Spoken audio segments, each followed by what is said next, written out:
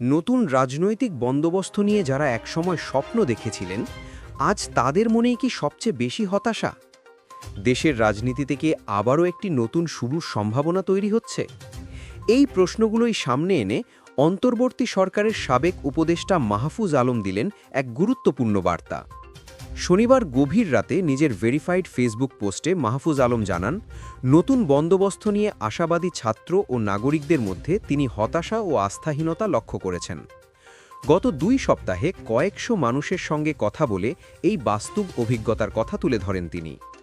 মাহফুজ আলম লেখেন, নতুন রাজনৈতিক বন্দোবস্ত ও বিকল্প রাজনৈতিক শক্তির বিষয়ে যারা একসময় আশাবাদী ছিলেন, তাদের অনেকের মধ্যেই হতাশা দেখা যাচ্ছে। তবে এখানেই থেমে যাননি তিনি, বরং স্পষ্ট করে বলেন, আমরা আরেকবার চেষ্টা করে দেখতে চাই। তিনি জানান, বৈষম্যহীন সমাজ, মানবাধিকার, ন্যায় বিচার এবং নতুন আর্থ রাজনৈতিক বন্দোবস্তে বিশ্বাসী মানুষদের সঙ্গে তিনি আবারও আলোচনা করতে চান।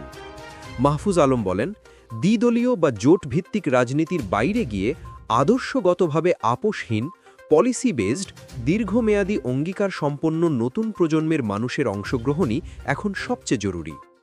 তিনি আরও জানান, মানুষের ক্ষোভ, হতাশা ও না পাওয়ার গল্প যেমন শুনতে চান, তেমনি নিজেদের ভুল, সীমাবদ্ধতা ও বাস্তব সংকট নিয়েও খোলামেলা আলোচনা করতে প্রস্তুত। মাহফুজ আলম সরাসরি আহ্বান জানিয়ে বলেন, যারা সত্যিকারের পরিবর্তনে বিশ্বাস করেন তারা যেন ইমেলের মাধ্যমে নিজেদের মতামত ও প্রশ্ন পাঠান nationalvision24@gmail.com। রাজনীতিতে কি সত্যিই নতুন করে শুরু করা সম্ভব, নাকি হতাশাই শেষ কথা? আপনার মতামত কি, কমেন্টে জানান। ভিডিওটি ভালো লাগলে লাইক দিন, গুরুত্বপূর্ণ মনে হলে শেয়ার করুন, আর এমন বিশ্লেষণধর্মী আপডেট পেতে এখনই চ্যানেলটি সাবস্ক্রাইব করুন।